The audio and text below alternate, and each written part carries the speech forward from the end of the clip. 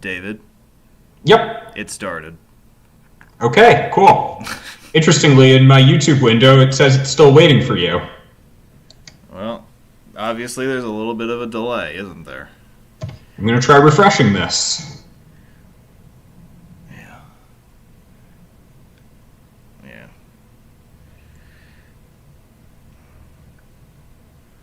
All right, now I see us. All right, there we are. I gotta mute this so that we don't get any echo. Yep, I just did the same. All right, see, you know what? We're on a roll. We figured this out finally. It only took us 2.5 months, but we're on a roll now. Well, we've done it a few times, so hopefully we've got all the technical difficulties resolved by this point. I hope so. Yeah. Hi, everybody. It's another Sunday night, and it's May 31st. You know, when we wake up tomorrow morning, it's going to be June. And that is pretty darn wild when you think about just how fast the time has gone by with all of us stuck at home. Not all of us, though, because some of us drove out to southwestern Ohio yesterday, but the vast majority of us have been at home that entire time. Happy to be joined by Mr. David Golub of EastCoastRoads.com once again for another episode of the Best of the Coronavirus and the Commute series. David, how are you? I'm good. How you doing? Hanging. You know, hanging on for dear life. Yeah, I think we all are at the moment. So tonight we're going to showcase footage that was filmed in the month of May, but we're also going to look at a different part of the state of New York. The first two episodes we focused primarily on the city of New York and the Streets of Manhattan series that was put together in the month of April predominantly. But now we're going to switch gears a little bit and showcase some of the footage from the Albany area, the state capital region, and which was equally hit hard by the shutdowns. Obviously, all the government, office work had to go remote, so nobody was commuting, and the commuting patterns in Albany were very different, just like they were in New York City. So we'll take you through some of the best content from that part of the state from the past month, and we'll be here to take your questions and hang out for a little while. This is going to be, again, a pretty informal thing. It's not going to be anything like the Cincinnati presentation that we did yesterday, so it's a bit more relaxed, and hopefully, I think you know the drill by now. We're just here to hang out and look at some roads and have some fun along the way. David, how familiar are you with the Albany area in general? Relatively familiar. When I was a kid, I used to spend a decent amount of time up there because it was where my sister went to college. Oh, is that right? Okay. Yeah, she went to Union in Schenectady. Oh, all right. Yeah, I know my way around the Thruway and the Northway and 787 and 890 and all of that. But I'm sure there'll be some new stuff for me tonight as well. Yeah, we're gonna take you all over town and show you some stuff from the highways and the local streets and all that stuff, and pretty much everything in between. So, yeah, I guess we'll start. What the hell? Case in point of a video that shows you highways and local streets. This is going to do both of those in one video. So on my break time, I was able to head into town. I was working on the mainline thruway at exit 23, which is where I-787 begins. And we're going to head north into town, and we're going to show you the state capitol complex in this video, which is pretty cool. Yeah, it's New York has a really impressive capitol complex, and I'm trying to think of a state that has a more impressive one, and it's hard to come up with one. Yeah, my head. I mean, I think there are a number that are pretty cool. Yeah, like the Capitol domes and themselves and those buildings are pretty neat, but like just just the size of the campus and the enormity of it is really impressive. I mean, it's hard to top that. Yep. Well, I don't know if I ever mentioned this to you, but where I live right now, Mineola is the county seat of Nassau County. Okay. And we have a county legislative and executive building that has a dome. It's basically like a capitol, even if it's not technically a capitol because it's county rather than state or federal government. And I can actually see it out my window in my apartment. Oh, really? Okay. Yeah, it's pretty cool. They light it up at night in different colors, and it's kind of cool watching what they do over the course of the year. Huh, okay. Yeah. See, look at that. You think you're so important now because you live in the county seat of Nassau County. What'd you say? Well, you're so important because you live in the county seat of Nassau County. Yep. Yeah.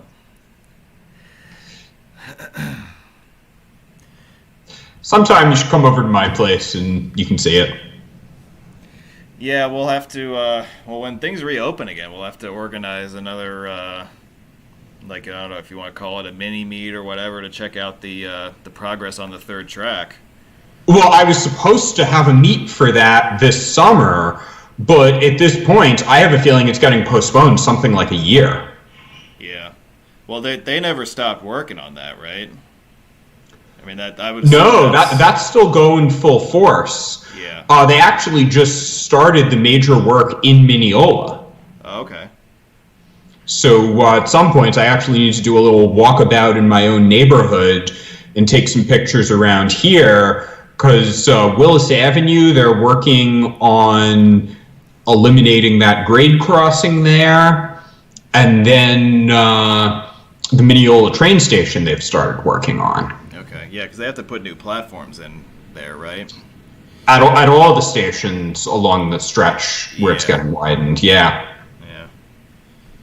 So there's that, and they're also working on the New Hyde Park Road grade crossing elimination.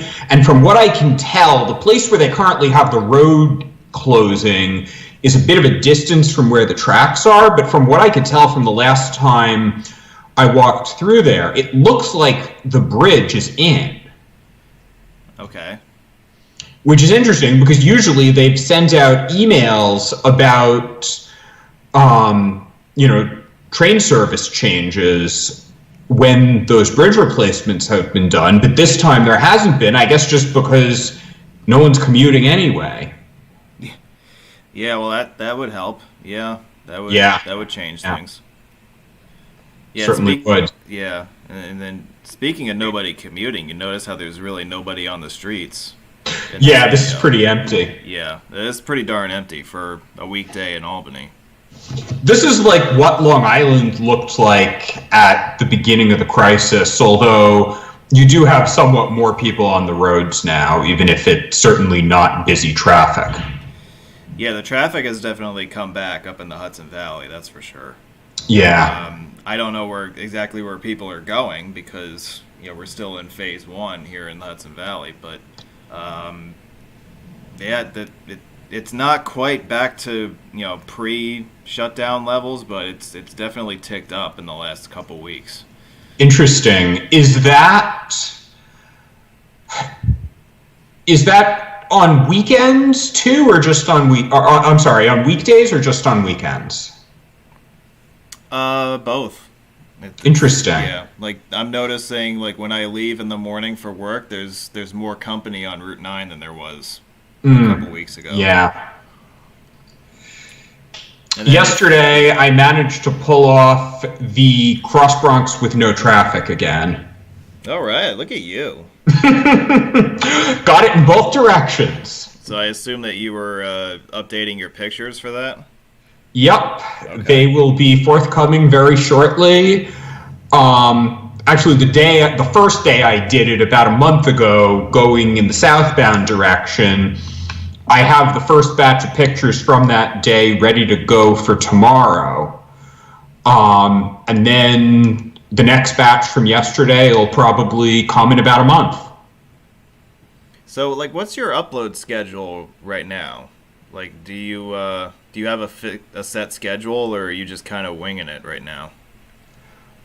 Generally, I do one update per day most of the time. You still are doing that? That's generally the schedule I go on, okay. Unless it's something where it's very small, where it's swapping out, one picture or 5 pictures or something like that, then I may combine. Yeah. But if it's normal length, then usually I'll do one update per day. Yeah, and even though you're home, it's good to kind of keep some sort of routine, Yeah, and again, I'm home, but I'm working from home, so I'm still doing the same work that I normally would be doing. Yeah. Yeah. Is that the Court of Appeals over on the right there? I believe so. Yeah. Okay. Yeah. I was there many years ago. Yeah, we passed the governor's mansion and the courthouse on the right. Yeah. Yeah. So for people who are not familiar with New York State courts, the Court of Appeals for New York State is what would be called the Supreme Court in most other states. New York is unique in that our Supreme Court is not the highest court in the state. In fact, it's not even an appellate court at all. It's a trial court. And when something gets appealed, it goes to what's called the appellate division. And then from there to the Court of Appeals, which serves the role that the Supreme Court would be filling in most other states or at the federal level. Yeah. Yeah, thanks for that refresher, because I didn't remember that either. Yeah, New York is weird in that way, yeah, but that is how the state's court system works. Yeah. And the Supreme Court is one of a number of different trial level courts. Because there's a district court, there's a family court, there's a batch of others, if I'm not mistaken. I think there's a surrogates court. And they deal with different types of things. Yeah. But the Supreme Court is not the end-all, be-all of the judicial system in the state. Not even close to it. Yeah. In New York State, you can get jury duty. Actually, I did, although I was never actually put on a jury. But you can get jury duty where you go to the Supreme Court and serve as a juror on the Supreme Court. Nice. Yeah. So I got that 6 years ago, and I went, and what wound up happening was they called certain people from the big room up to courtrooms to determine who would be put on a jury and on which cases. And I never got called, and then at the end of the day, they said, okay, we have all the jurors we need, so you can all go home. But it's every 7 years in New York State, so another year and I'll be due for it again. So it's probably not that far away. Yeah, I'm trying to remember when the last time I got called was. Because, it is cyclical every several years or so. Yeah, but it's on a 7-year cycle, but I think you can also get jury duty in federal court, where I think if you've been in state court, it excuses you from federal court for 4 years as opposed to 7 years or something like that. Okay. So that time 6 years ago was the only time I was ever called.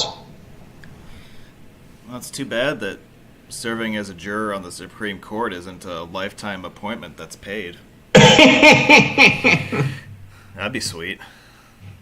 Yeah, I guess so. Yeah. So we basically just did a circle in this video, and now we're heading back towards the Hudson. That castle-like building up ahead at the end of the street is the headquarters for SUNY. Nice. Which was some famous railroad's headquarters about 100 years ago. I forget the name. Interesting. I don't remember which one it was, but that explains why it's so ornate. Yeah. So I guess also for anyone watching it who's not from New York and doesn't know, SUNY is the State University of New York. It's a fairly large public university system. It's got 4 big major research universities: Stony Brook, Albany, Binghamton, and Buffalo. And it's also got a number of 4-year colleges, and I believe the community colleges in the state are considered to be part of it as well. Yeah. So it's a fairly large system. Yeah. I'm a graduate of the SUNY system. Yep. As we know.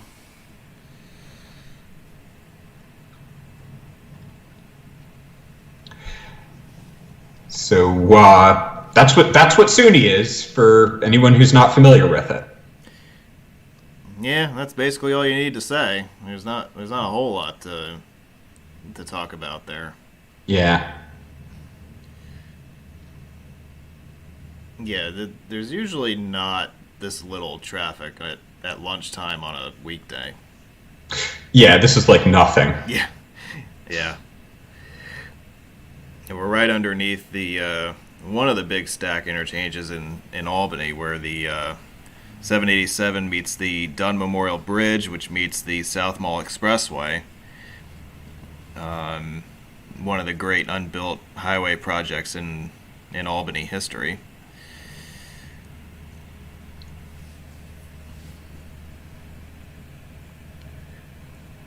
We basically so it's like we're getting back on 787? Yeah, the other direction? Yeah, we basically did a big circle.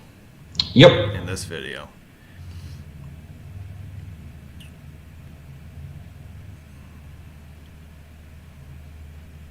Ah, 32. I don't think there was an exit for that in the other direction. No, it's signed as Port of Albany, going northbound.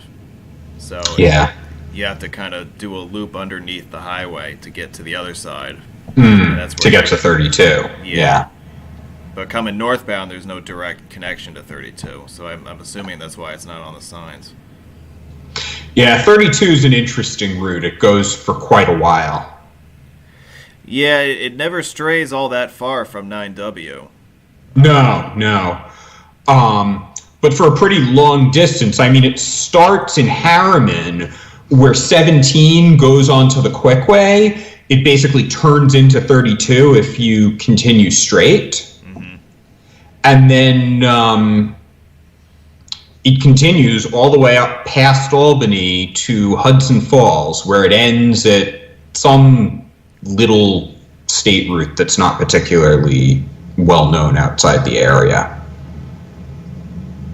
Yeah, I forget which route it ends at, but I'm sure Doug knows. Yeah. Is it like 196 or something like that? Something along those lines. And back to the thruway. Yep, and notice the emergency toll procedure. I go through the cash lane. There are no tickets issued. You proceed to your exit toll booth, and it's basically a giant dose of the honor system. You know, you're supposed to be truthful about which exit you entered the thruway on when you report your exit to your toll collector upon exiting the highway. Although I doubt very much that people are very honest with these things. So they have actual toll collectors at this point? They do, only for exiting the thruway. They're not handing out tickets, and they're not taking payments for tolls either.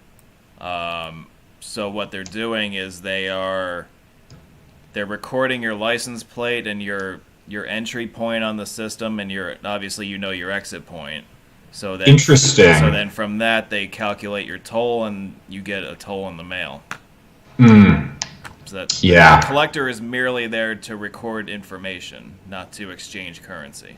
Got it. Makes sense. Yeah. Yeah. When I went through New Jersey, well, now they've resumed cash payments when I was there yesterday. But a month ago, you would go to one of these huge toll plazas, and every single lane had the thing up above it, Easy Pass only. Yeah, that's right. And there were, I think it was VMSs that said, cashless tolling, use any lane. Yeah. But if you missed that, you could get seriously confused if you didn't have an Easy Pass. Yeah. And we're going through there. Right. The way that the Parkway was doing it, they were treating it, they were sending you bills in the mail in the same system that the toll violations are processed.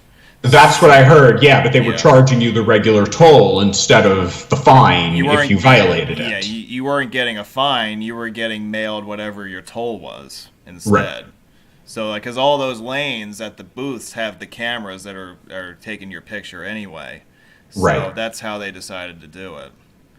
But yeah, the New Jersey agencies resumed cash collection. New York State Bridge Authority never stopped taking cash. Interesting. Yeah. So the Atlantic Beach Bridge here on Long Island, which is the one that doesn't accept Easy Pass. Okay. They just suspended the tolls altogether, so the bridge is free for the moment. Oh, really? Yeah. Wow. It was a convenient time to update my pictures of the northbound side of 878. Why am I not surprised that you took advantage of that opportunity? Yep. Yeah, I drove the Atlantic Beach Bridge a couple of times. One round trip was when there was no toll, but that was after Sandy. And there was no toll for any of the bridges, like Atlantic Beach and then the ones over to Rockaway, the Cross Bay and the Marine Parkway. There were no tolls for those bridges either. So yeah, I did cross the Atlantic Beach on one occasion, toll free. It was nice because I had to commute down to Far Rockaway for a little while, so I would use the Cross Bay Bridge, but I wouldn't have to pay a toll. So that was a minor victory. Yeah. I would still get my ass kicked on the Whitestone, but in terms of the toll, you mean? Yeah. Right. Well, at least it's not the Verrazano. No. Fortunately, I don't have to deal with that nightmare. Well, actually, where you are, you don't have the Easy Pass that gets you the discount on those bridges, right? No, you get a discount if you're a New York State plate. Oh, it is any New York State plate. Okay. Any New York State, yeah. Okay, so at least you're not totally getting ripped off. No, I'm getting whatever the discount is. So I think the latest hike is now it's like $9.50 for cash. Yeah, and it's like $6 something if you have the discount. I think it's so like you definitely want that discount. Right. Yeah. So I'm only paying the $6 whatever, but still, it's a lot. It adds up. Yep. So now we're coming out of Troy on the Collar City Bridge on New York 7. Beautiful downtown Troylet. Yep. Which is part of I-787, by the way. Officially, even though it's signed as just New York 7. Yeah, there was a 787 back there. Wait, was there? Yeah. I think I missed that. Yeah, it wasn't that easy to see it, but it's there.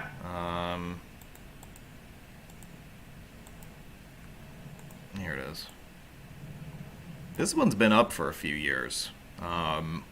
There isn't it was hard enough to see that you could have thought it was just 787, given that you can't really see what the top says. Yeah. There isn't a corresponding shield for northbound on the bridge. Yeah. But this southbound marker is the only official shield that recognizes it. And I think the state reference markers, like the ones that you see every tenth of a mile, they do say 787I on them. That wouldn't surprise me. Yep. I mean, those aren't intended for general motorist use. No, it's an internal thing primarily. Yeah. People who aren't road geeks generally don't know how to read them. No, I used to remember what all the lines stood for in those things, but I forgot.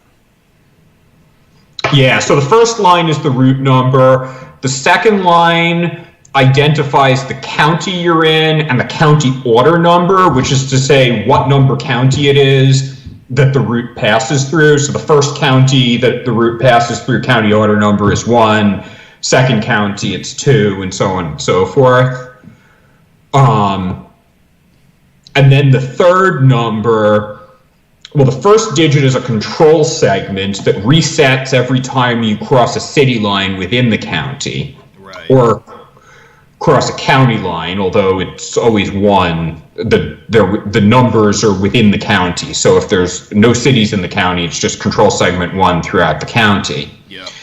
And then the last 3 digits are mileage in tenths of miles,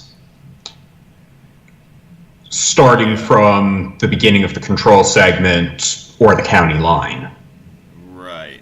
Yeah, I remember what the third line and the first line mean. Yeah. That second line is a little obscure. Well, unless you know those codes. Yeah, which I don't, so... Yeah, it's not gonna mean anything to you. Yeah. So... Yeah, and the bottom one is a little confusing because you've got, it's not the mileage in tenths of miles, it's the control segment followed by it.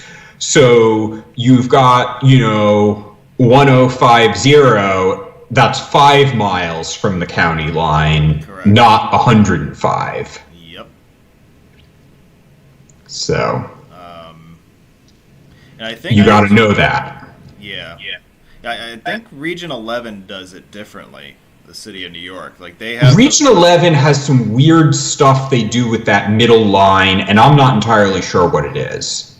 Yeah, I wish I could remember, because it was explained to me once what that second line was, but I don't remember now. But I know that for the third line, that first digit on the third line, they use 1, 2, 3, 4, but it's for direction.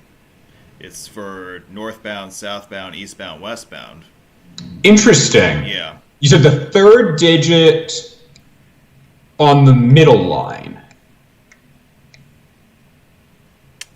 No, I'm talking about the first digit on the third line. First digit on... Oh, okay. Yeah, interesting. Yeah, you know how... Because you're not leaving a jurisdiction, obviously.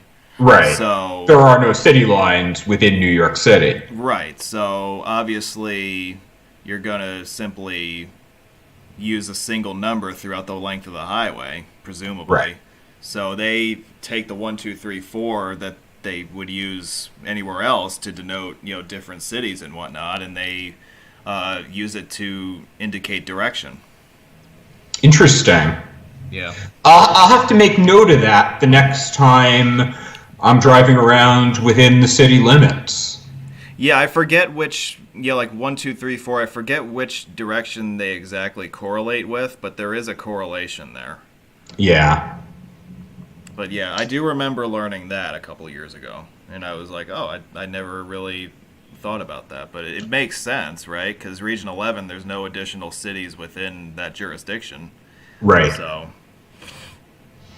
And also Region 11, well actually both 10 and 11, since there's 1 digit for the region, and those are 2-digit numbers, Region 10 is indicated with a 0, and Region 11 is indicated with an X. Okay. Yeah. Alright, so that explains one of the digits in the second line, right? Yep. Okay. So when you see an X at the beginning, that means you're in New York City. I gotcha. Although, interestingly, the county numbers don't overlap between 10 and 11 because they originally used to be all one region. Yeah, do you know when they were split? Before I was aware of any of this stuff. Right, I figured it couldn't have been that recent. Yeah. So that's so interesting. Sometime in the 20th century. Okay, so at some point the city and Long Island were together as one region. Right.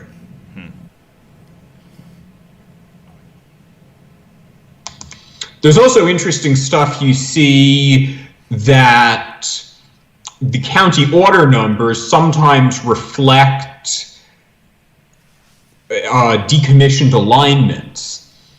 So you look at something like 27A, which right now is only in Nassau and Suffolk counties, but it used to go through Manhattan, Manhattan, Brooklyn, and Queens as well.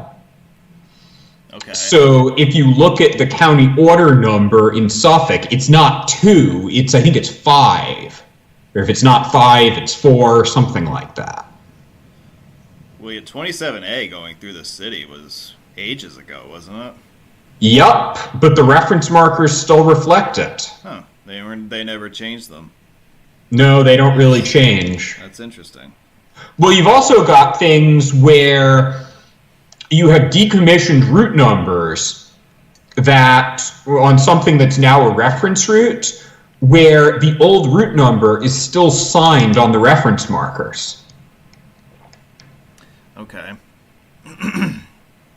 So on Long Island, we have this with 25C, 904, and an eastern section of 27A. What's 904? Is that a reference route? Well, it's a number predating the existence of the current reference route system. That is the section of Glen Cove Road that is state maintained. Okay. I didn't realize there was a section that was state maintained. Yeah, so Glen Cove Road is Nassau County Route 1, unsigned since it's Nassau and everything is unsigned. Right, yeah. And a little bit north of 25A Northern Boulevard, it comes under state maintenance and remains a state route until where it merges with 107. And that state maintained section has 904 reference markers on it. Okay. Yep. And then there's 25C, which is interesting because that had been unsigned except for the reference markers for a long time. Then in 2013, all of a sudden, a couple of 25C shields showed up on there. Yeah, One in each direction. Yeah, I remember that was an event when those went up. Yup, and they're still there. Yeah, they just decided to sign it finally. Along that little section, and in the highway inventory, it's not listed as 25C. It's listed as reference route 900F. Oh, really? Yeah. So where does the 25C number come from then? That's what it originally was. So it started out as 25C and then somewhere along the line became just a regular reference route? In 1970. Well, when it was 25C, it used to extend further in both directions. It used to be a loop off of 25. Yeah, I figured there had to be something going on with 25, yeah. Yeah, so it used to go into Queens along... Well, what used to happen is right now 25 goes down Queens Boulevard to Hillside Avenue. Yep. It used to be that 25 left Queens Boulevard at Union Turnpike. And it followed Union Turnpike out to Springfield Boulevard and then went down Springfield Boulevard for a few blocks to Braddock Avenue, which is its current alignment. Okay. And east of where 25 turned off of Union Turnpike, that was 25C. And it followed it to the city line where you have the current little piece at 25C. And then where that ends, it followed Marcus Avenue, which is now an unnumbered county route, out to 25. So that's how it completed the circle or the loop or whatever you want to call it. Yep. Okay. Interesting. Yeah, so that's what 25C was. I never thought that we'd be spending this much time talking about 25C tonight. Yeah, I didn't either. But it's where we wound up. That kind of happens with us. We go off on these tangents about random things sometimes, which is good. It gives us something to fill the airtime with. But so far we haven't gone off on any tangents about trigonometry. No, we have not. Horribly corny joke. You're an expert at those. Yep. See, I understood where you were going with that right away. Sometimes I can keep up with you. Yeah. But other times I'm like, what the hell is he talking about? And then you explain it to me and I'm like, oh, duh. So, this is a section of highway. This is the end of Highway 43, northeast of Rensselaer. This was originally going to be the eastern terminus of the South Mall Expressway. It would have continued off to the left under I-90, and it would have approached central Rensselaer and the Dunn Memorial Bridge from the northeast. This interchange was significantly rebuilt many years ago. This used to be a full cloverleaf here, and there used to be stubs that would indicate a freeway leading off to the southwest towards downtown Albany. But whenever they redid this interchange, I don't know when that was, but they eliminated all those hints of an extension that never came to be. So this is I-90, which this is the only section of I-90 in New York State that does not have a toll on it. In right near Albany, from where it comes into the state as the Berkshire connector of the thruway, or right. Berkshire Spur, whichever name you prefer. And it follows that for 2 exits. Then it splits off to become this free section that we're on now. And then I guess we'll probably see in a little while, it rejoins the thruway and becomes the thruway main line at exit 24. Correct, yep. Yep. So now we're on level 3 of the 787 stack. We were on level 1 a few minutes ago. It's interesting to note that, as I said, this section of 90 is not tolled. It's actually the only toll-free section of I-90 east of the Pennsylvania-New York border, because it follows, obviously, the east-west thruway from the Pennsylvania line out to Albany, and then it picks up the Berkshire Spur down at exit B1 a few miles behind us, and from that point, it enters Massachusetts as the Mass Pike, which is, for the entire length of 90, is a toll road its whole way. Now, actually, we can be a little technical and say that, yes, in the Boston area there are a couple of free movements that you can make, but by and large, and now especially with the Ted Williams Tunnel being a 2-way toll, it's very difficult to drive any part of I-90 in Massachusetts without paying a toll. Actually, that was not what I was going to say. Uh-oh, what were you going to say? Between exit B3 in New York and exit 1 in Massachusetts. Unless things have changed since I was there. Well, you can't make that movement. Like, you can't get on at B3 and exit at 1. Like, exit 1 is westbound only, and the entrance at 1 is eastbound only. Oh. Yeah. So if you get on at B3, the first exit you can get off at is 2, but that's after the first gantry. Okay. Yeah. So I guess that explains why they put the toll booth where they did. Yeah, pretty much. I kind of wondered about that one. Yeah, but I guess if there's nowhere to go without paying a toll, then it works. Yeah, there are no free movements in that area. Yeah, I remember the first time, it was only once that I went there.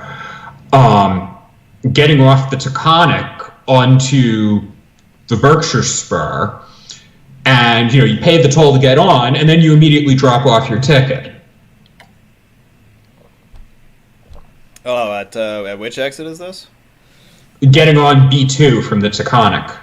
Oh. Going east. Oh yeah, it's like I think the Canaan Plaza is only 2 or 3 miles east of B2. Yeah. Yeah, so you get it's kind of silly, but you would get your ticket at B2 and go east, and then 2 or 3 minutes later you would hand your ticket in with 10 cents.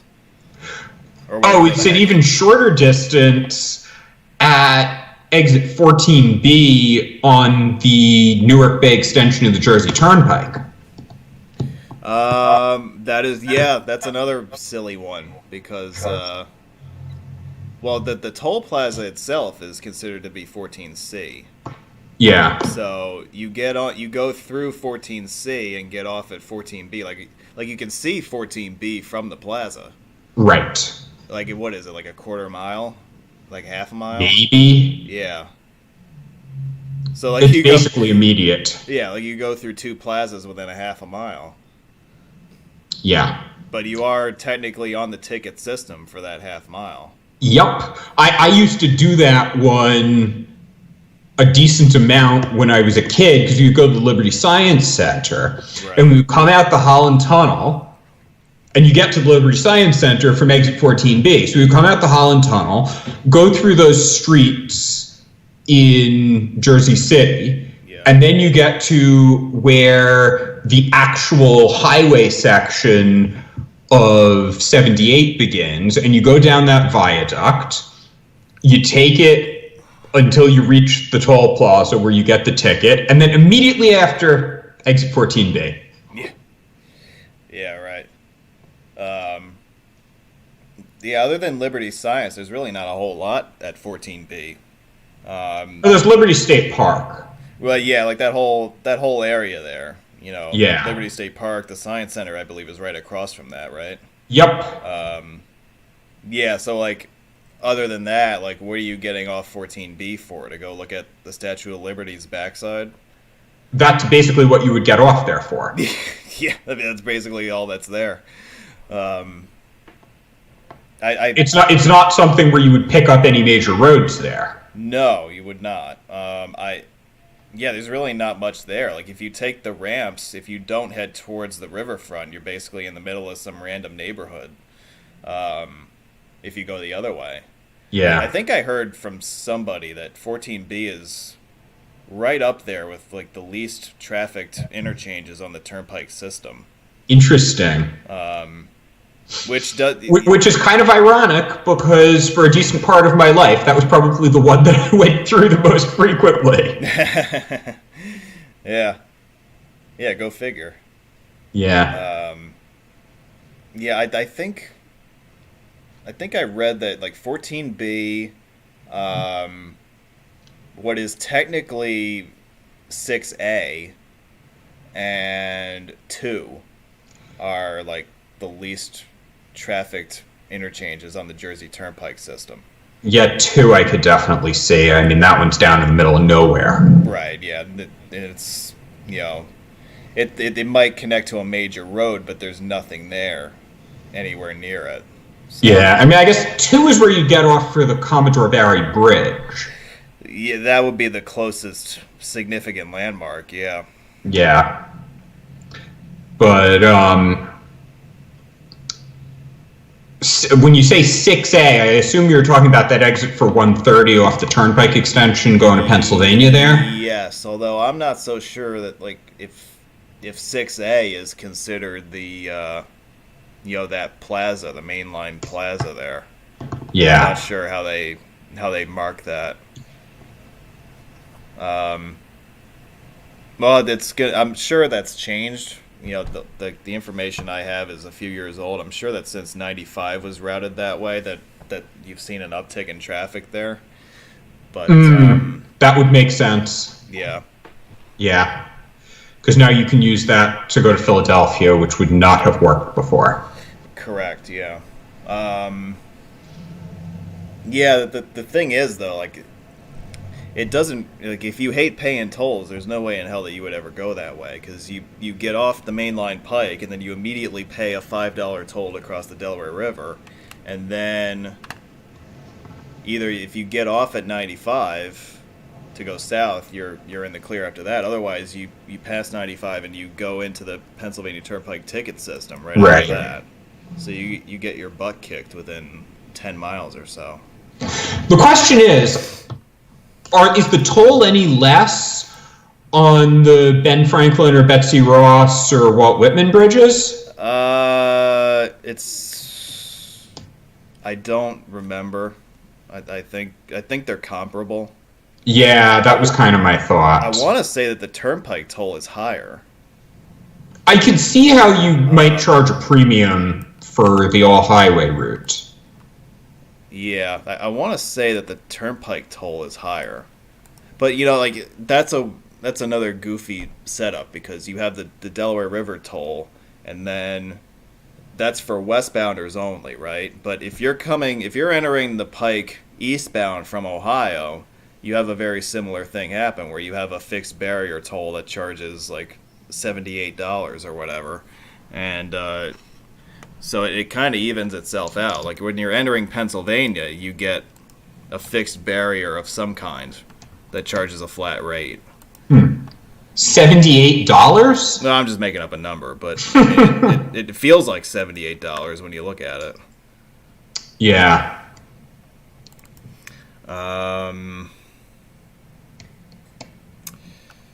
So you haven't made it out that far on the PA Turnpike, have you? No, actually, I have not yet been on the 76 portion of the Pennsylvania Turnpike. Really? You haven't even been out of Philly. I've clinched 276 and 476. Okay, yeah. But not the rest of the main line. Okay. So you've done those two segments of it, but not the main line west of Valley Forge. Right. Okay. One of the things that had been on my to-do list for this year was to try to get all of the, or as many as I can within day trips, of the Pennsylvania Turnpike toll booths before they all disappear for cashless tolling. Yeah. So my thought was probably to do a couple of trips. One... Wait, is this the Dunn Memorial Bridge here? Yeah, this is the very lonely South Mall Expressway. Cool. Yep. The one of my plans for this year had been I would probably do a couple of trips.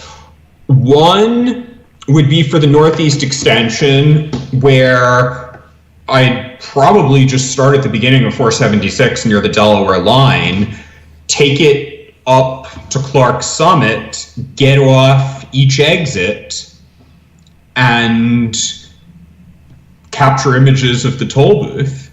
Okay. And then come back via 84, probably. And then the second trip would be just go out the main line as far as I can in one day before the clock reaches a point where I got to turn back. Yeah. And then probably do the reverse direction on 78 or 81 to 78. Yeah. So, I mean, I could probably go as far out as Harrisburg. Ideally, I'd like to check out some of those mountain tunnels, but that may be a little far for one day. Yeah, I think, I want to say the first tunnel, if you're going west, is around mile 200. Yeah. So that's 160 miles from the Delaware River. And that's with, I think it's at least an hour and a half to get to the Delaware River from where I am. Right. Maybe closer to 2 hours. Plus you're getting off at all the interchanges to get the toll booths. Yeah. Right. So that probably needs to happen on the way out to Pittsburgh sometime. Yeah, let's have another Pittsburgh meet. Yeah. That'd be fun. Yeah, you know, I could always use a good excuse to go out there.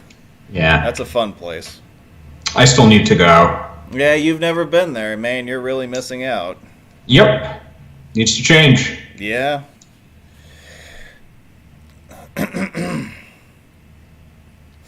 Yeah, it is kind of silly how the PTC went out of their way to build this brand new toll plaza at Neshaminy Falls, just west of I-95, Yep. with cash lanes, and now they're getting rid of it after just a few years.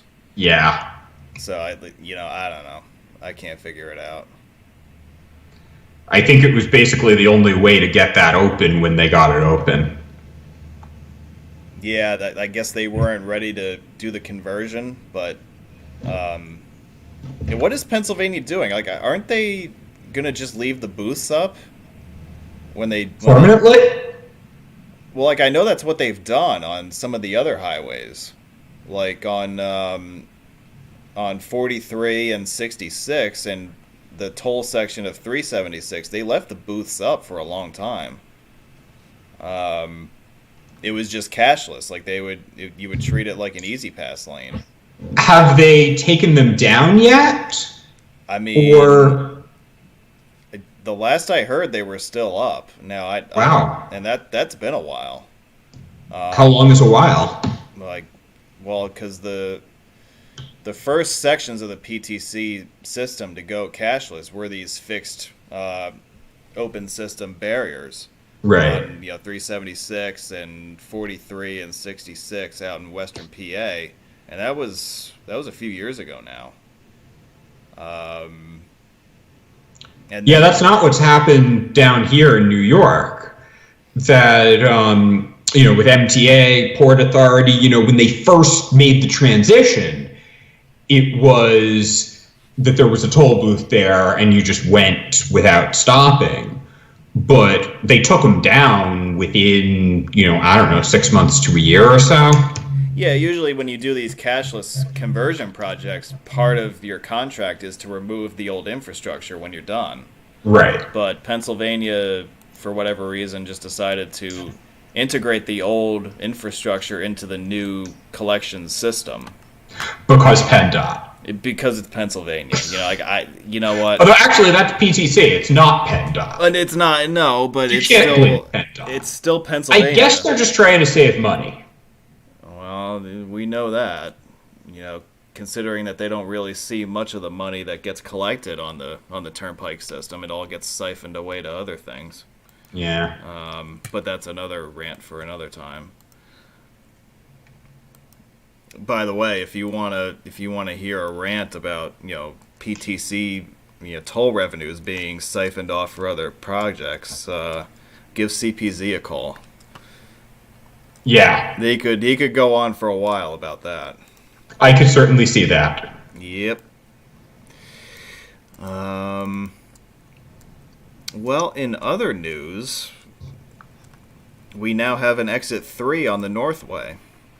Yes, that is certainly new since the last time I was up there. Yeah, so this was something that I went up and filmed after work one day.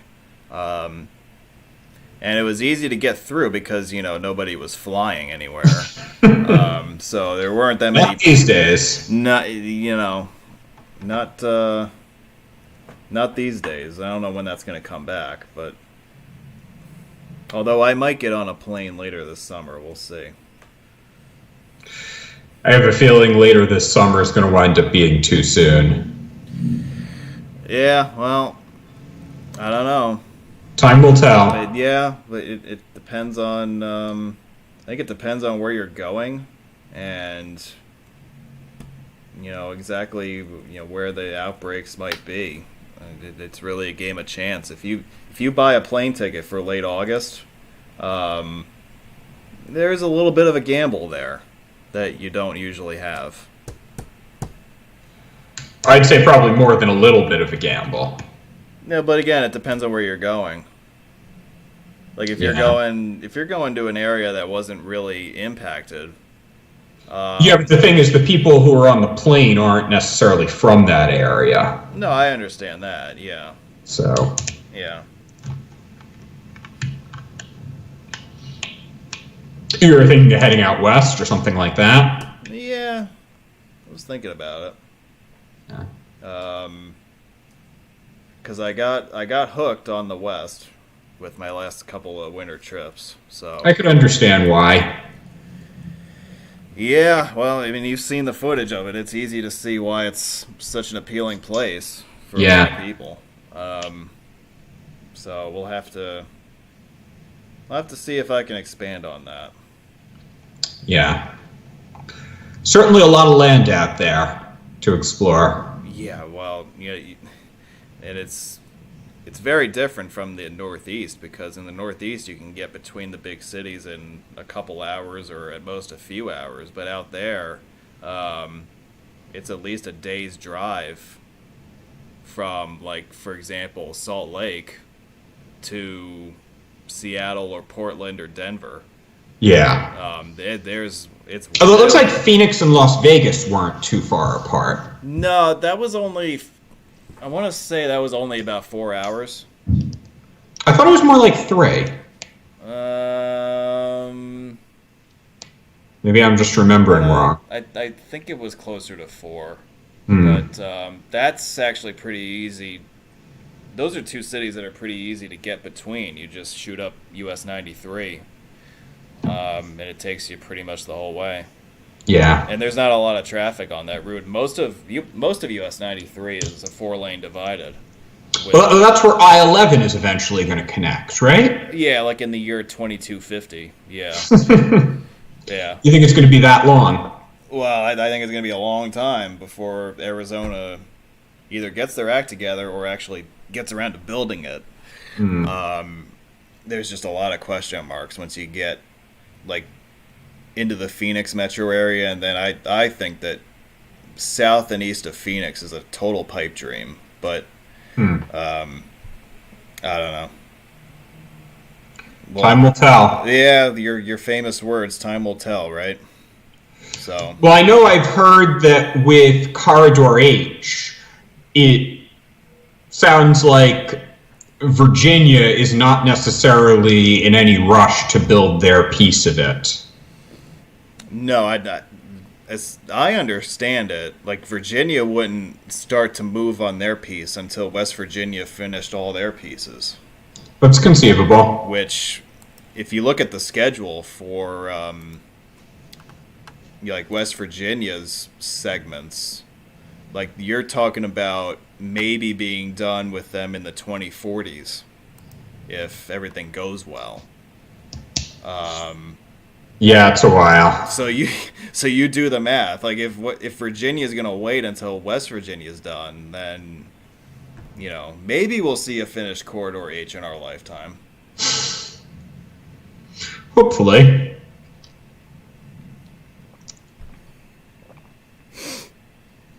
Would be super cool. Yeah, I've heard good things about it. I know you've driven it. I have not. Well, I've been on it. I haven't been behind the wheel there. I need to do that sometime. But you have seen it. Yes. Okay. Yeah, there was a whole road meet out there just devoted to that, right? Yep, a 2-day meet. Wow. With staying overnight at different places. Okay. So we started in Winchester, Virginia, then traveled the first day of the meet to Buchanan, West Virginia, and then back via a different route the following day. Okay. So I think that was the only meet I've ever been to that worked that way, where you literally stayed over someplace different from where you would have started for the middle night of the meet. So it really was a 2-day thing. Yes, it was very much a 2-day thing. It was not a 2 separate 1-day things. I see. Like the New York City meet or the Long Island meet. I see. So, like, you couldn't complete the loop in a single day. I mean, if you wanted to, you could, but it would have taken a long time. Yeah. And you probably would have wanted to start earlier than the meet started. Yeah, like I think that isn't Corridor H about 150 miles or something like that? Something like that, yeah. Yeah. And about half of it is expressway at this point. It's probably a little more than half, but yeah. Yeah. And I guess it depends upon how broadly or narrowly you define expressway. The western piece, it's a big 4-lane, I think it's 4-lane, divided highway with a high speed limit, but it also has traffic lights in places. It does, okay. So, yeah, the western section of Corridor H has traffic lights, the eastern section does not. Okay. Yeah, so the western section of Corridor H would be like Corridor L, which is US 19, and that has traffic lights every once in a while. Yeah. Okay. Or to compare it to some things in New York, it's like the Bronx River Parkway or the Sawmill. Yeah. Yeah. Yeah, we don't like those traffic lights very much. I guess they're tolerable if they're in West Virginia and there are 3 cars on the road, but man, those lights are a pain in the ass on the Sawmill especially. Yeah. So that was Albany Airport for you. I remember when I was a kid and my father telling me about, oh yeah, if you go up to Westchester, you can have traffic lights on a parkway. And I was kind of blown away by that notion. Yeah. Yeah. Bear Mountain Parkway has them. Playland Parkway has them. There are some of them in Westchester that have them. Right, yeah. The very beginning of the Taconic has them. Yeah, the first mile or two, right? Yeah, but then once the Sprain merges in, yeah no more. Right, from that point, you're home free, yeah. Yep. Although there are at-grades further up. Although I think they're eliminating most of them. The ones in Dutchess County, as far north as Northern Dutchess, have been eliminated. Yeah. There's still, I think, 2 in Putnam County, at least one of which they're planning to eliminate. Yeah, Pudding Street, yeah. Yep, that's exactly what I was thinking of. Yeah, that one, there's an interchange going in to replace that. Yeah. Well, you would know that one particularly well since you used to commute through there every day. Yeah, I used to be able to see the construction going on every day, but I haven't been down there in a while. Yeah. Need to update my pictures of the Taconic North through Putnam County, because what I have right now is from before they added the exit numbers. Yeah, okay. Yeah. Yeah, well, we'll have to wait until the Pudding Street exit is open, because that'll be exit 28 or whatever. So that'll be a new exit for you to document. Yep. Yeah, Pudding Street's kind of a funny name. Yeah, it's not hard to see why. What do you mean? I mean, it's Pudding Street. You mean why it's funny or why they called it that? No, why it's funny. Oh, yeah. Still not my favorite one, though. And what is that? Skunk's Misery Road. Wait, what? Skunk's Misery Road. Where the hell is that? On Long Island. Oh, boy. Like in Nassau somewhere? Yeah. Oh, boy. That area just generally has funny names. Because there's Skunk's Misery Road is the best one, but there's also, let's see, there's Chicken Valley Road. There's Piping Rock Road.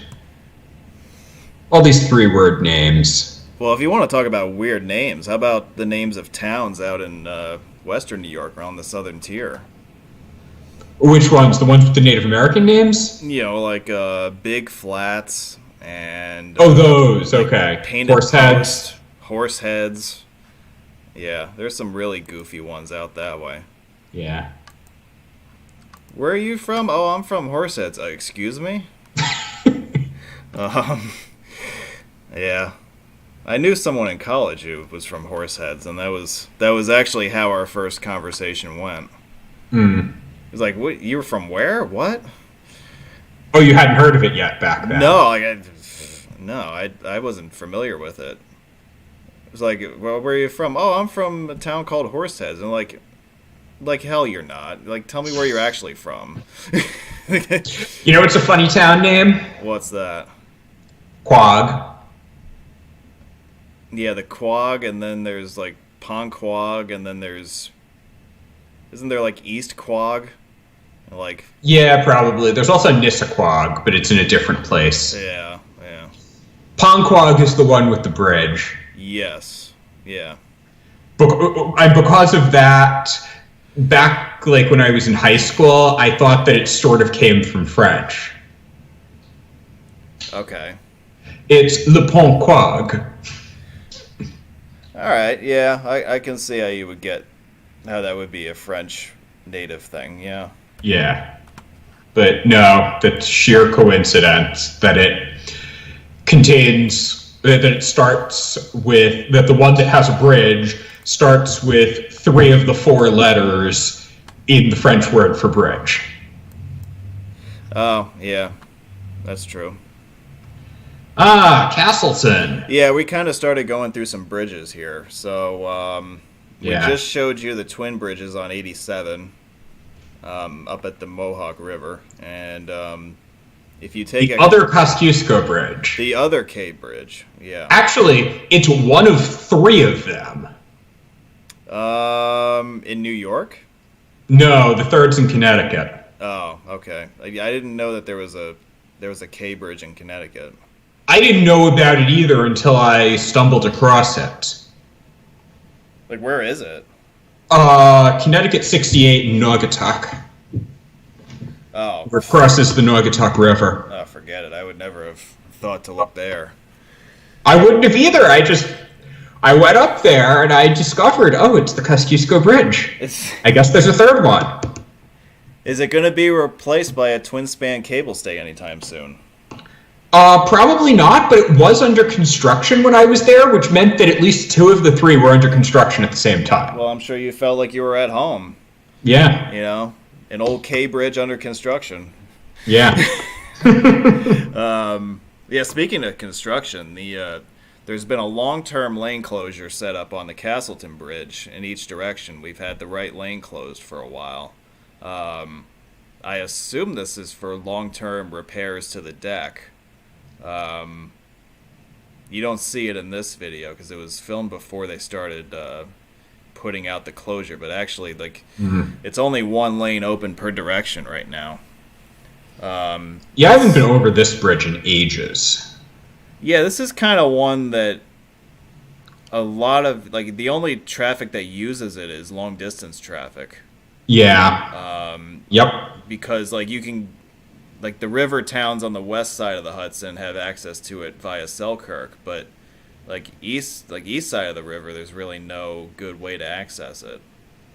No, I mean, the next exit that isn't to another highway is at the state line. Yeah. Because there's B1, B2, B3. B1 is for the free section of 90. Yep. B2 is for the Taconic. And B3 is at the state line for New York 22. Yeah.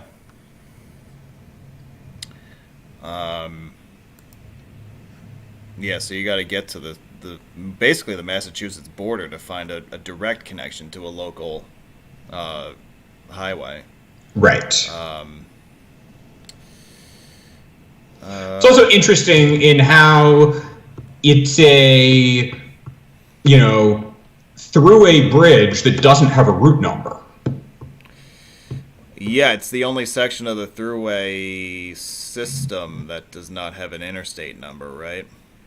I believe so, yeah. Yeah. But it's not just that it doesn't have an interstate number, it's no signed route number at all. I mean, you pass by it on the thruway, it's 2 I-90. Right, it's only ever signed as 290 or 287. Right. Yeah. Now, I filmed this video of the Color City Bridge right before they started doing a double lane closure in each direction for deck repairs. Yeah. Which, if you ask Josh, I'm sure he'll tell you all about the traffic headaches that have resulted in that. Yeah, because this is his neck of the woods now. Yeah, well, he lives, like, if you wanted to go visit him, you would, like, take a right here and go a couple of blocks south. Yeah. Yep. Knew it was somewhere in that area. Yeah, I did a wave party with him on one of my live drives a couple months back. Yeah, I remember going to see RPI when I was looking at colleges getting off there. If I recall correctly, off that exit, there are some traffic lights where it's just one light rather than a pair or more. Yeah, okay. Which is unusual.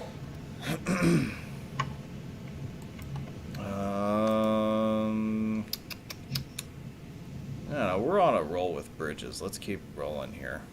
Sounds good to me. Because I'm sure these are all bridges that you would want to see if you do any documentation up this way, right? Oh yeah. So Highway 378 crosses the Troy Manans Bridge. So let's look at that one. I basically used my hours after work to kind of add some coverage to some areas that I always had wanted to do but never had the chance to. Yep. So I see Steve Anderson has a comment in the chat there. The NYSTA had plans to send I-90 over the Castleton-on-Hudson Bridge for long-distance traffic and redesignate Free 90 as an extension of I-88. Yeah, so yeah, 88 had a couple different iterations or ideas. I believe that's one of them. Yeah. The one that I'm more familiar with, and this is the reason why the Color City Bridge was built with interstate funds, is that they were actually going to send 88 to... there wasn't supposed to be an exit 25A originally. It was supposed to tie in with the thruway at 25. And then it would have gone up along 890 and then followed Route 7 along a new corridor. Because that section of 7 there, where you get onto it from 890... is, I mean, it's not an expressway, but it's more than your typical state route. Yeah, like they could have definitely upgraded it to something else. Yeah. And then you have what they call locally alternate 7, which is the expressway between 87 and the Color City Bridge. And that section there of highway from 87 on east, including the Color City Bridge, was envisioned as part of an I-88 extension. Yeah, you could definitely see that, because that looks interstate quality. Yeah. Yeah, and again, the Color City Bridge was built as an interstate corridor, but it wasn't for 787, it was for 88 originally. And yeah, I do think that 88, they did try to, come up with a way to extend 88 through Albany, but nothing ever came to pass on that. Yeah.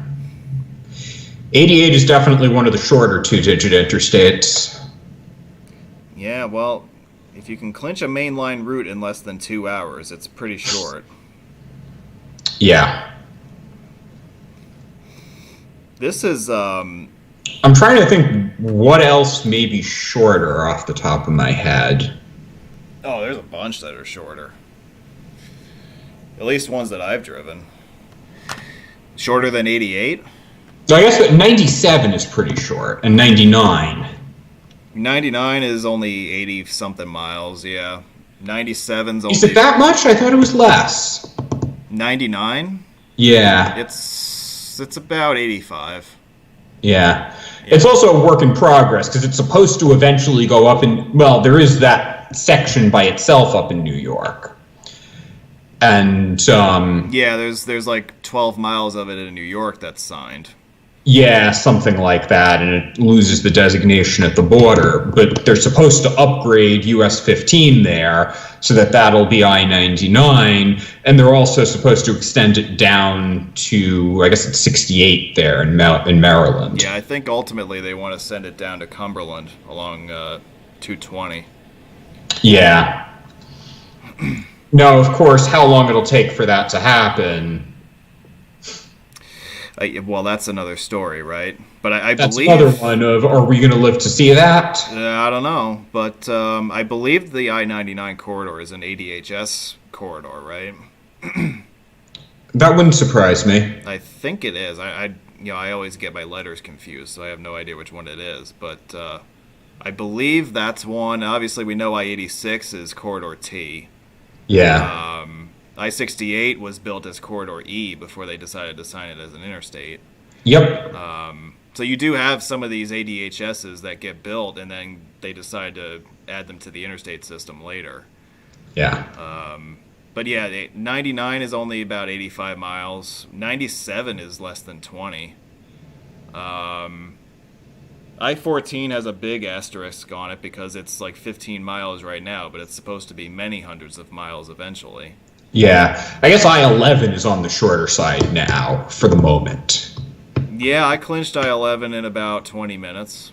Yeah. That's pretty short. Yep. But that one's also supposed to get longer. Right, that's another one of those supposed to be hundreds of miles long eventually. Yeah. So, I mean, the question with these things is, do you count them while they're work in progress? I mean, 88 probably ain't going anywhere further, and probably neither with 97. So That's true. Yeah. Yeah. Well, really, if you look at it, both I-88s are relatively short. Yeah. Yeah, the one out in Chicago is only about 140 miles. Yeah. I mean, also, speaking of things that have two of them, Eastern I-84 is not that long in the grand scheme of things, but it's probably, I don't know, at least 3 times as long as 88. Yeah, it's about I want to say it's about 200 miles, like 250 Something maybe. like that, yeah. Somewhere in that range, yeah. Oh, that's an interesting comment in the chat. There, I-99 should be redesignated as something else, and I-99 designation should be applied to Delaware 1. Well, I could go for that. Well, I could go for an interstate number on Route 1 anyway, regardless of what it is. But it would be a much more logical place to put 99 than where it is now. Right, yeah. I mean, if you want it to be in the correct location in the grid, yeah.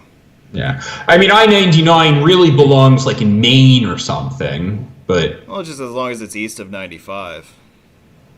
Yeah. Which really, if you think about it, there aren't that many locations where you could do something like that, where you could put a mainline route east of 95. Yeah. Really, the Delmarva Peninsula is one of the only places where you could do it.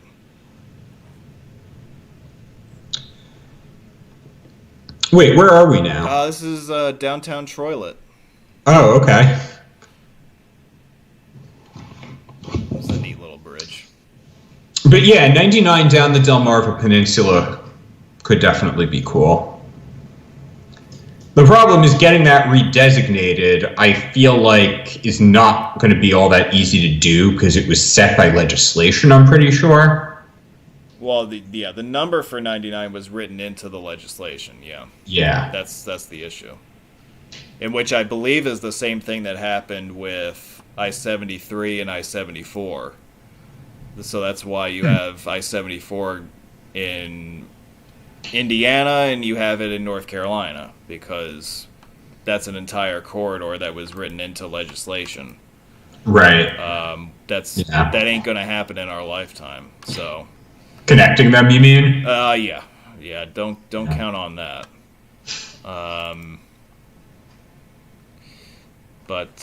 Yeah, we actually spent a lot of time talking about that yesterday.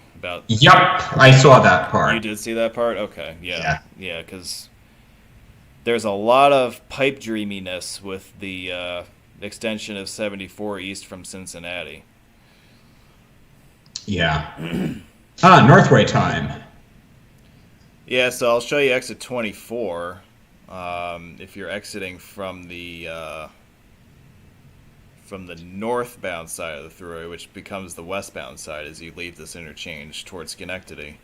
Yeah. Actually, to be fair, I don't know which way you're going getting off 24. It could also be 90 east, but 390. Yeah. I did take the Northway exit, though. That is correct. Yeah. So for people who are not familiar with the area, this ramp that we're on with this relatively sharp curve, this is the main line of I-87. Yeah. Yeah, that's and here we're merging in with 90 East, and we're going to be multiplexed for one exit until 87 splits off onto the Northway. Yep. Wait, is that an imaginary traffic light on the VMS there? Oh, that's just a little diagram, yeah. That I think is new. Yeah. I've never seen that in real life. Yeah, that is relatively new. I jumped to conclusions. You're going east on 90. Hey! Yeah, let's go east on 90. What the hell? Yeah. But yeah, like those little VMS things at the toll plaza, those are pretty new. I don't remember when they put them in. But that's another one of those silly things. Like, you put them in, but you're taking them out soon anyway. Yeah. I mean, are they going to have them... Do they have them down here as well? Because if they do, then it's got to be within the last year that they put them in. Yeah, honestly, I wasn't paying attention, so I don't know. Yeah.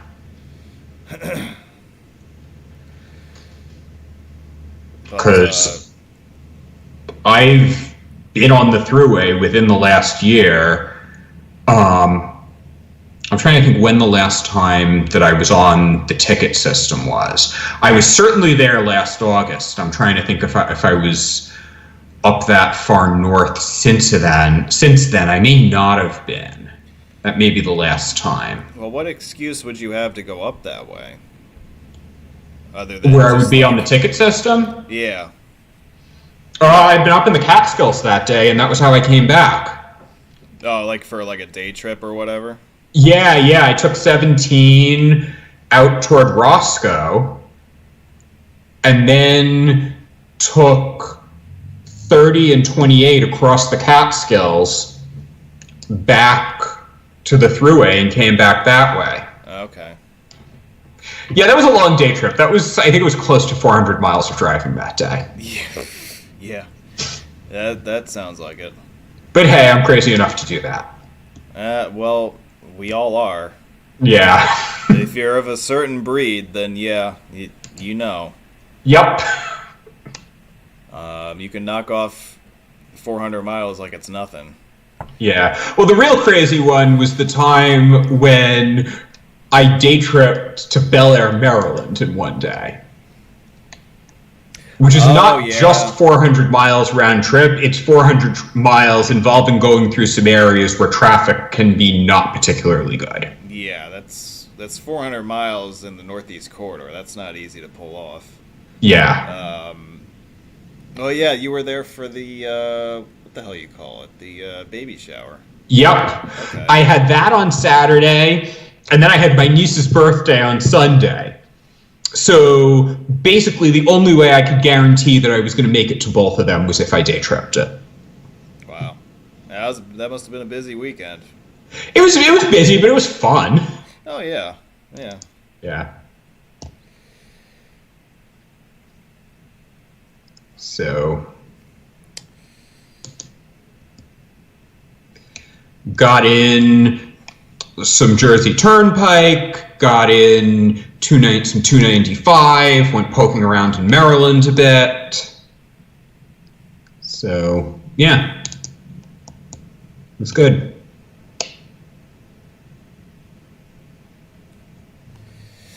So we passed the exit for Corporate Woods Boulevard, which, for those of you who may not remember, that was originally built as the eastern terminus interchange for I-687. That's the only piece of that interstate that ever got built. Does that has no route number? Is that a reference route? Corporate Woods? I don't know. Yeah. I mean, I saw your video of it a while ago, And it looked like it's big enough that it should be something, either a reference route or a county route. It could be an unsigned county route. Yeah, that's possible. Yeah. We know that counties in New York will have unsigned county routes. Well, some of the counties, all of them are. That's right. Like mine. Yeah.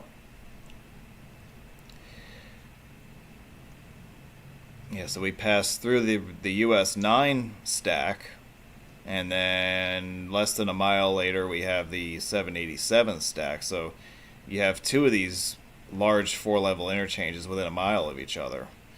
By the way, right here in the course of a mile, we've gone through two of these. In the city of New York, there's only one of these across the whole city. At the Clearview and the Grand Central, yeah. Yeah. Which, by the way, architecturally and engineering-wise, it's basically a carbon copy of the US 9 stack we went through. Oh, what's interesting is that it's at the southern terminus of the Clearview because it was built with the intent that it would continue. Well, yeah, right. Otherwise, you wouldn't build a symmetrical stack there, right? Yeah, but I mean, you go through the stack, and then at the other end, you hit a traffic light. Yeah. I was actually through there on the way home yesterday.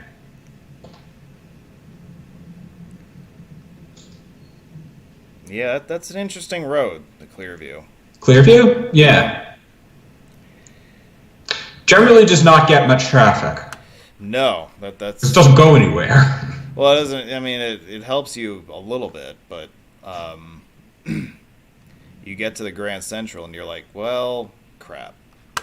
Yeah, you can use it to get on the Grand Central. Basically, it's an approach to the Throgs Neck Bridge. That's basically all it is. Well, that's why it was built, yeah. Yeah. Well, it was supposed to go to Kennedy Airport.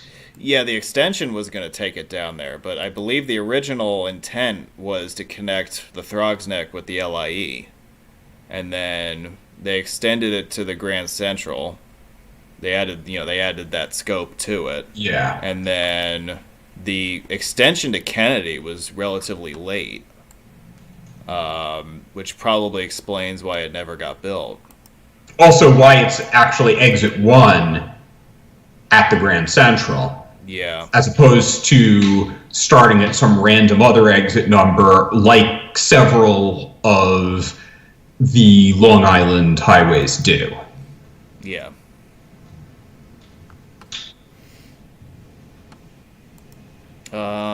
We were mentioning Corporate Woods Boulevard, so I'll show you that exit real quick.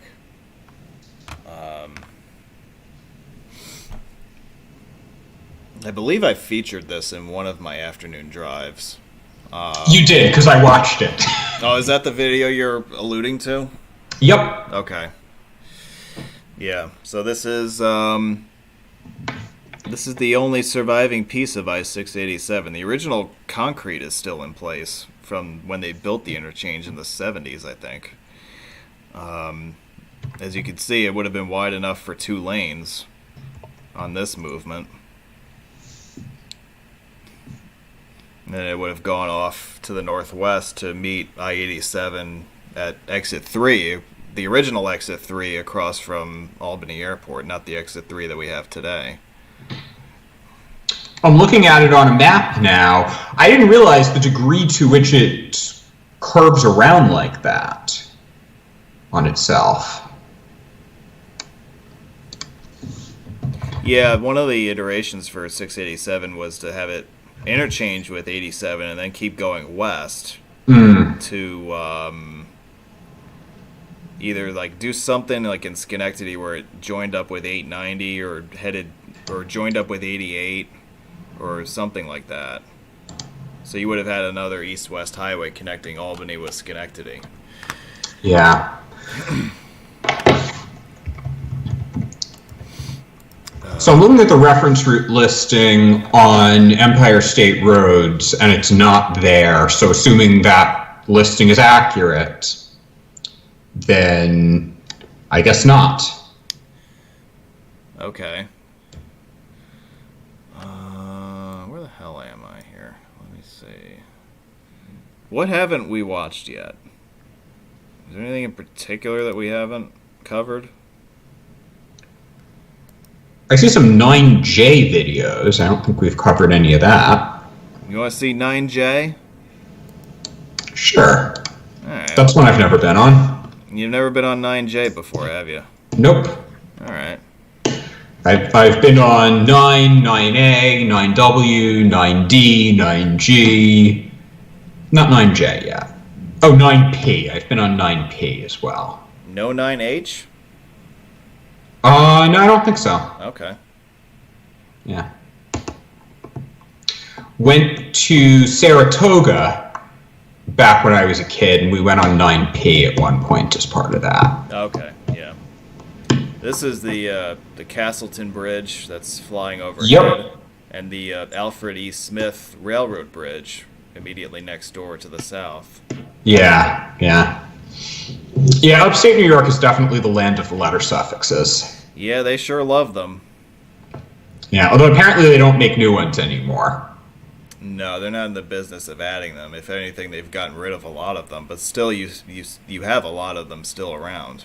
Oh, yeah. Well, I gather that 17 used to have a lot more than it currently does. Yeah. Because right now you've got A, B, C, K, and M. Yeah, there used to be all the different letters of the alphabet, yeah. Yeah, and the others got redesignated as something else. Yeah, different state highway numbers overtook the suffixed ones, yeah. Yeah. Or I don't know, maybe some of them got decommissioned and became county routes. That's possible, too. That might be possible, yeah. I haven't looked into the 17 suffixed routes. Yeah. But, yeah. 9 certainly has a ton of them. Well, yeah. At least a couple of the 9 ones got turned into county routes. Yeah. I'm thinking specifically of 9E up in Wappingers Falls, which is now... What did that become? That's now County Route 104, New Hackensack Road. Oh, okay. Yep. Interesting. Yeah, it's interesting. Like they numbered it 9E, and it's basically a connector between 9 and 376, kind of like how New York Route 113 kind of serves the same purpose. Yeah. Current 113, you stole that one from us. We did. We robbed you of that one. Yep. It was supposed to be Quag River Head Road. Yeah, we also robbed 115 from you too, didn't we? That's correct. Yeah, 113 and 115. Yeah. What I'd like to see them do, bring back 113 on Quag River Head Road, and then Old River Head Road, CR31, that can become 113A. All right. I thought that we were in the business of getting rid of suffixed routes, but you want to bring them back. I'd be cool with an A. I mean, yeah. I mean, I say bring it on, man. You know? Yeah, my favorite one is that there are people on Long Island who think that 25, 25A, and 25B is a lot to keep track of. Yeah, well... And it's like, really? Why don't you take a look around upstate a bit? Yeah, why don't you hang out on Route 9? Yeah.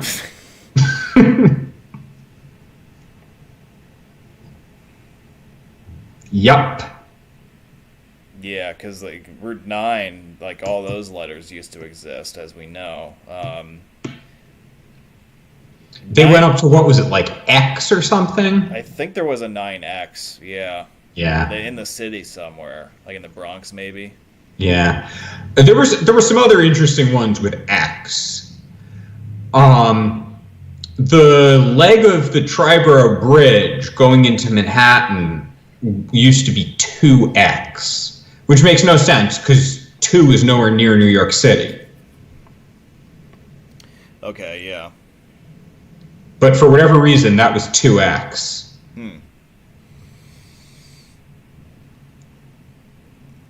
Yeah, I wonder if that was some sort of internal, like the 2 stood for something. I don't know. I think there were a number that were various single-digit numbers with an X in New York City at one point. Yeah, I know there was a 1X somewhere. Yeah. but that was like an alternate alignment of like the US 1, like where it turns off of Jerome Avenue or Boston Road somewhere in there. Like 1X kind of picked up from there and went on for a little while. Yeah. Something like that. Yeah. And I think a similar thing with 9X. Like there might have been a different alignment of. 9X used to be the phone company in this area. Yeah, well, that too. Yeah.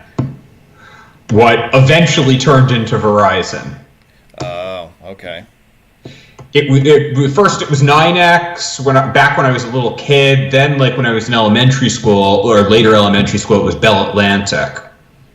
Oh, and then, all right. Yeah. And then Verizon. Yeah, I remember the Bell Atlantic days. Yep. Yeah, well, Bell Atlantic. Bell Atlantic with the commercials with James Earl Jones. Yeah. Yep. And you would hear his voice, "Welcome to Bell Atlantic," if you called the operator. Yeah, and you would be like, "Why is Darth Vader answering the phone?"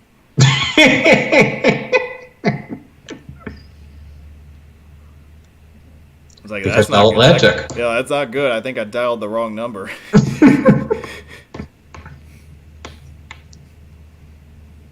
The 9J is a nice drive. Yeah. It's right along the river. There's a couple of little towns along the way, but it's really not that busy. Yeah, I would imagine not. Yeah. It's definitely the scenic way to go if you're not in a hurry. Yeah.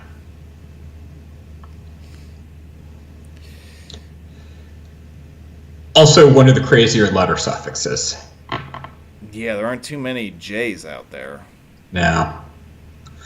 But then again, how many P's are there? Yeah, right. Yeah. Oh, interestingly, here in Queens on the Grand Central, there's exit 9P. That's true, yeah. Yeah. So that number gets used in two different ways. Yeah, I assume the P suffix is for the park, right? Yes. That's why I they would use assume that. so as well. Yeah. We'll see how long that lasts, because if they're eventually moving everything over to mileposts, Oh boy. Yep. then it will be interesting to see what that does to Long Island. Yeah, I wonder how they're gonna do that. You know, like because obviously we know that we have the numbers, but we also have the letter prefixes. Yes, that is true. So I wonder if they're just gonna do away with all that. It's possible. I don't know. Yeah, like I don't know how that's gonna work.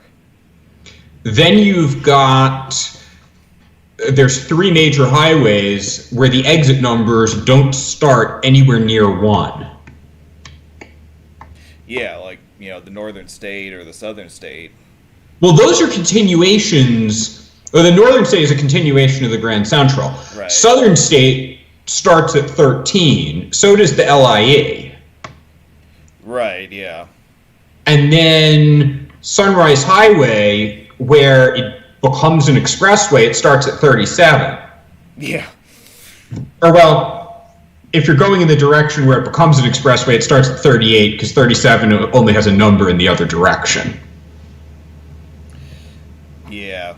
Well, I would assume that they would just renumber the Sunrise Highway exits based on Route 27 mile markers, right? I would assume so, yeah. But what they do with the expressway or the southern state, do those now start at 0 or 1? I would assume that southern state would reset to 1. It would make sense. The question is, with the expressway, do they start at the beginning? Where do they start? Do they start where the expressway begins? Do they start at the beginning of the tunnel? Do they include 34th Street in Manhattan as being part of it? No, they can't do that. I would assume mile 0 is the Midtown Tunnel. And then, I guess. But they could also leave room in case they wind up building something across Manhattan somewhere along the way. Yeah, well, I like that. I like redundancy, man, so I'm okay with that. It would be interesting. But yeah, I would assume that 495's mile zero would be the west portal of the Midtown Tunnel. That would seem to be the obvious place to put it. Yeah. And then you just reset to 1 from there, and off you go eastward. Yeah. The interesting thing is that by the time you get all the way out to the east end of the expressway, those exit numbers wouldn't change that much. No, if at not all. so much. Like exit 73 could stay exit 73 theoretically. Yeah. So it's interesting. Like you would reset all the exit numbers to reflect I-495 mileage. Yet I believe exit 73 is at milepost 71 point something. Yeah, which of course raises the question of what are you accomplishing by doing this, since they're so close to an exit a mile anyway. Yeah, and especially in a case in point of this would be 95 in Connecticut. You know, at least from the Same thing there, yeah. New York border out through like East Haven. Yeah, it's pretty close. Connecticut interstates in general. I mean, 84 and 91 aren't that far off either, I don't believe. No, I don't think so. 84 certainly not. I mean, like something like the Mass Pike, there you're going to see a major difference. Oh yeah, right. Yeah. But yeah, you're going to get an exit 135 in Boston. Right. As opposed to, what's it, 18 now? Something like that? 18, yeah, something like that. Yeah. So, it'll be very different.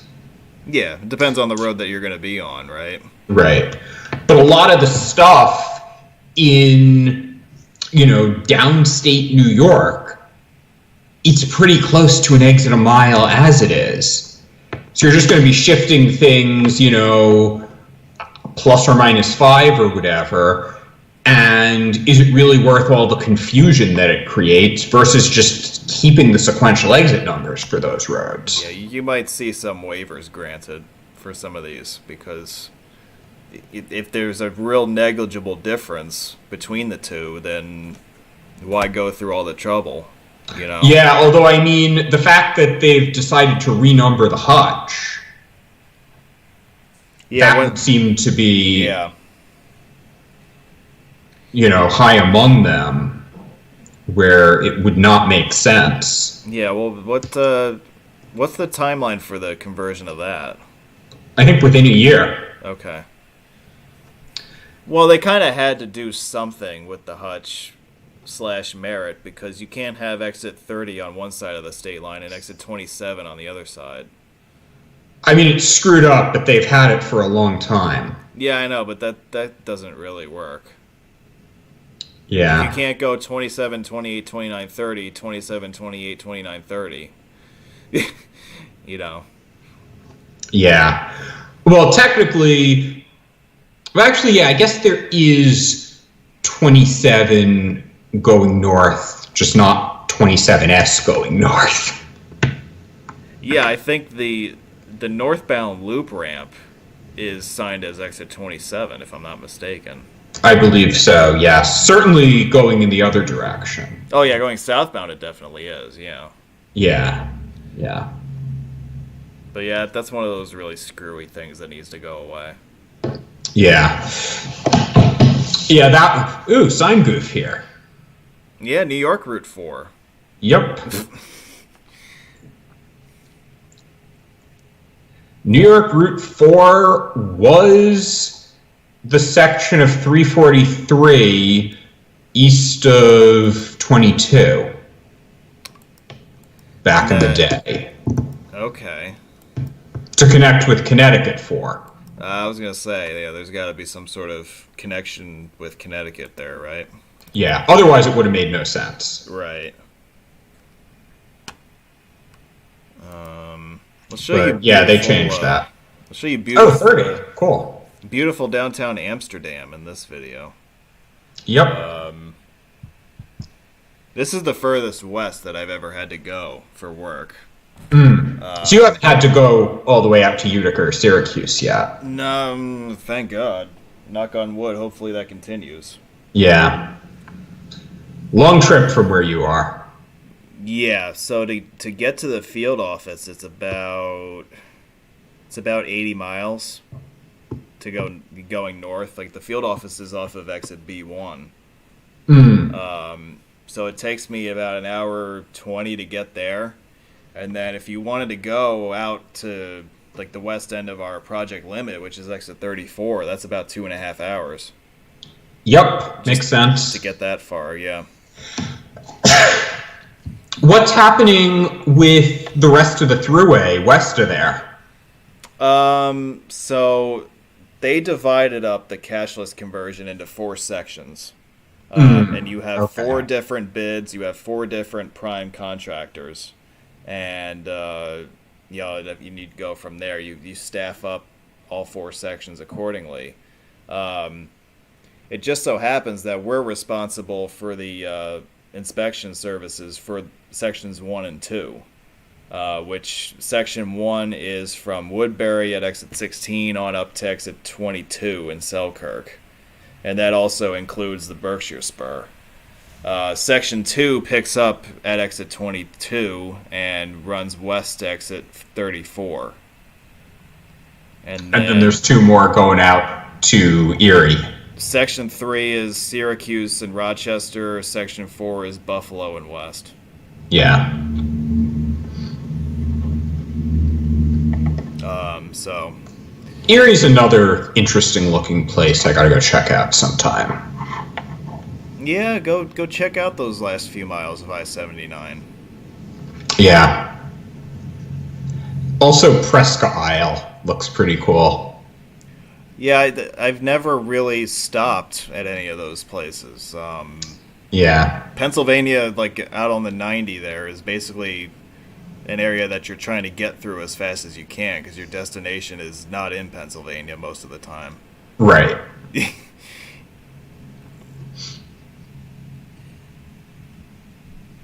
If you're going there, you're probably going to Ohio. Yeah, I mean that's really like once you're in PA going west, the next sizable destination would be Cleveland. Right. Yeah. Been there and done that. Yep. Yeah, I definitely got to go check out Ohio sometime. You got to go to a lot of places, man. Like you got. Yes, I do. You got to quit slacking off and do some long trips, man. Yeah. Well, we gotta get rid of this coronavirus first. Well, I know. Well, that's your built-in excuse this year for not going. Yeah, but once we're rid of this, yeah, gotta figure out where I'm going next. Yeah. The question is, which do I do first? Do I head somewhat out west, or do I go down to like Florida or something like that? Ooh. That's interesting. I guess. Well, I would always vote for going west. Yeah. Florida, I can't really say is all that nice. Do not go to Florida in the summer. Yeah, that I know. Yeah. But what was I going to say? Yeah, Florida isn't really anything that special, I don't think. I mean, Miami's cool. And I know a lot of people have said that about Florida. I mean, like, the Keys look interesting. Yeah, like, if you're going to go down there, then definitely drive US 1 to Key West. Yep. Miami's a cool metro area. Jacksonville is cool. Like, I'd like Jacksonville more than any other city in the state. My freshman year roommate was from Jacksonville. Oh, really? Okay. Yeah, I think that was the first time I had ever heard of the place. Really? Like you were not familiar with it? I don't think so. I mean, like, my grandfather used to have a winter place in Florida, but it was in the Palm. Well, it was in a town called Lake Worth, but it's down near Palm Beach. Okay. Yeah. So we're traveling Route 85, and these are recently installed roundabouts. And there's quite a few of them that we're going to pass through here for a couple of miles or so. I believe these used to be traffic lights that they put in roundabouts instead. There does seem to be a trend toward them. Yeah, and especially like in the north suburbs of Albany, like they went completely batshit crazy with putting in roundabouts on some of their roads. If you want to see roundabouts installed like to the extreme, go drive Route 67 in Malta. There's like one at every street corner. Wow. Yeah. We had on Long Island, there was this really nasty pair of intersections where there was New York 110 and CR 35 that crossed each other at an angle. Okay. But you couldn't just go straight to stay on CR 35. You had to make a left turn onto a 110 and then immediately a right to back onto 35. So what they did was they replaced that with a pair of circles where you go around the two circles and get off wherever you're getting off. There's also, if you look at the DOT website, there are projects in the pipeline to add a couple of circles out on the East End. Okay. There's supposed to be one at the southern terminus of 114, which I think makes a lot of sense because it's an uncontrolled intersection. Okay. Yeah. Where state route ends at another state route, and if you want to make a left turn, yeah, good luck with that. This is in Sag Harbor? East Hampton. East Hampton, okay. Yeah. And then there was one they were talking about on the North Fork, I think at 25 and CR 48. Yeah, I don't have any familiarity with the North Fork. I've only ever driven 27 out to the end. Yeah. The North Fork is the less traveled fork. Is the fork less traveled? Yep. Okay.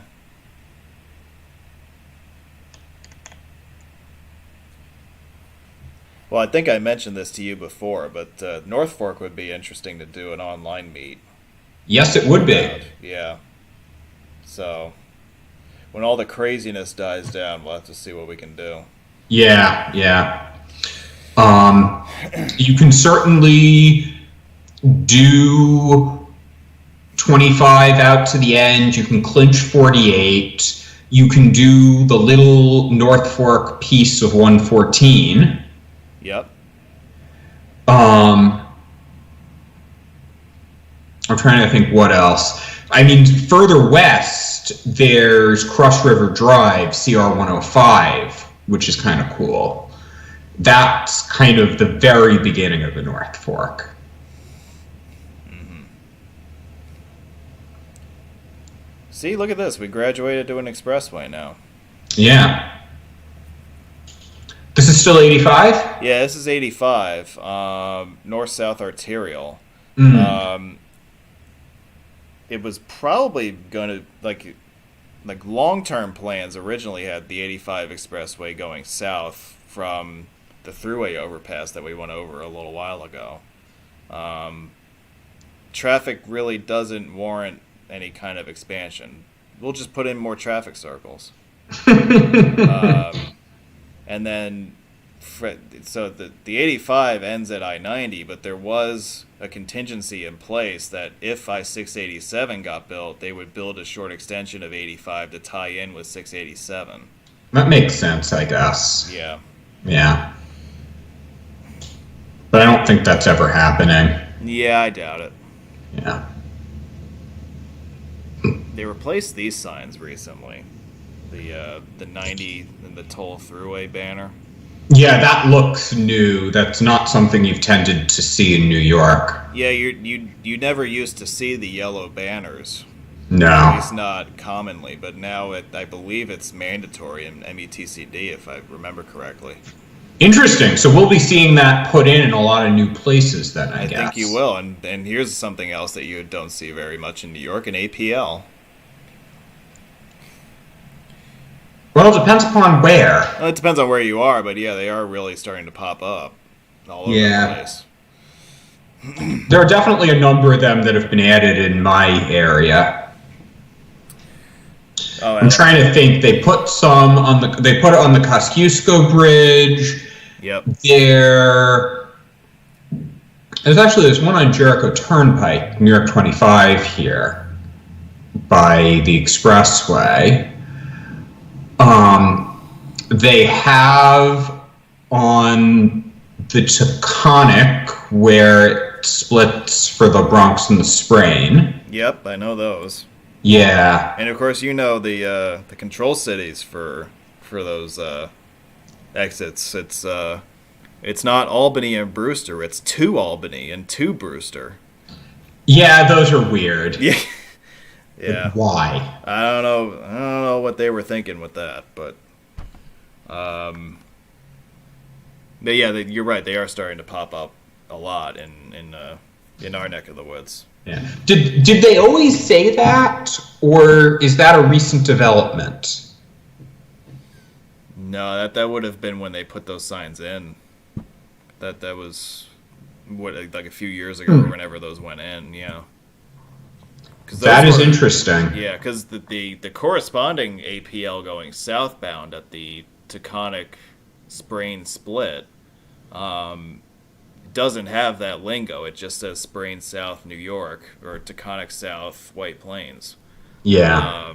Yeah, so that's unique to that northbound exiting signage.